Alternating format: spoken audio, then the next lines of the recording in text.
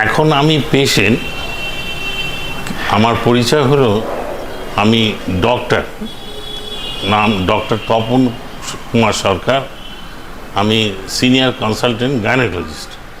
আমার দুটো পাই, দুটো হাঁটুতেই 3 তারিখ আর 7 তারিখ অক্টোবর অপারেশন হয়েছে, মোরলেস 4 উইকস হয়েছে। একদম আমি ফ্রেশ পেশেন্ট। এবার যেটা বলা টু দি পয়েন্ট, আমার ডক্টর সূর্য উদয় সিং, ওনার আন্ডারে হয়েছে, মানে উনি নিজেই করেছেন সব কিছু। এটা TKR, এটা ম্যানুয়াল নয়, এটা রোবোটিক TKR।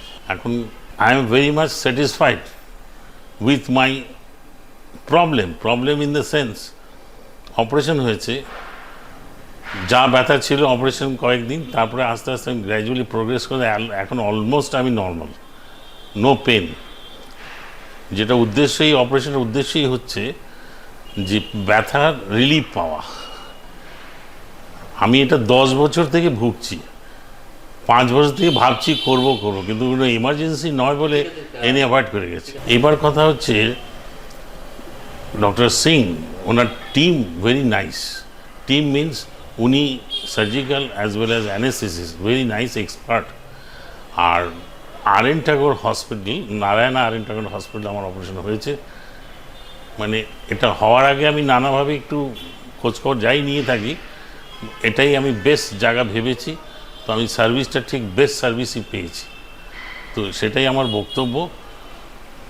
আমি বেস্ট সার্জনের হাতে আমার অপারেশন হয়েছে, আমি খুব ভালো আছি, দ্যাটস অল।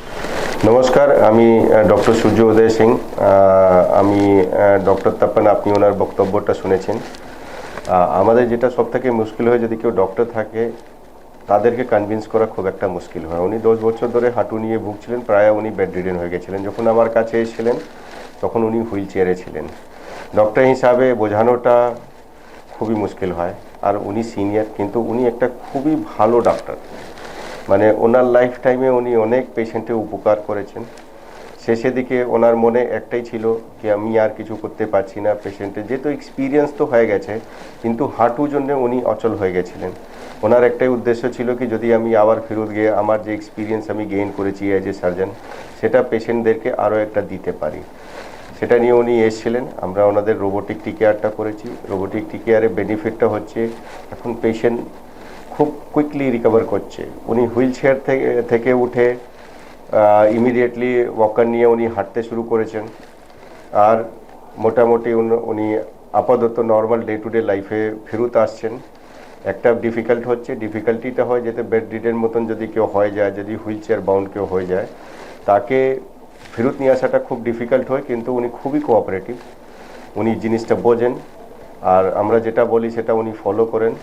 তো আমি যারা এই ভিডিওটা শুনছে সবাইকে একটা জিনিস বলতে চাই, ভয় পাবেন না। টিকেয়ারে কি না ওই একটা পা করে অবশ হয়ে যায়, পেশেন্ট হাঁটতে পারে না, সেরকম নেই। এমনি ইরার অনেকটা কম আছে, কিন্তু যদি রোবটে করা হয় তাহলে ওই যে হিউম্যান ইরার অ্যাঙ্গেল আছে সেটা অনেকটা কমে যায়। তো আপনি একদম নির্ভয় হয়ে টিকেয়ারের দিকে যেতে পারেন, সেই লাভটা নিতে পারেন, রোবোটিকটা অপ্ট করতে পারেন।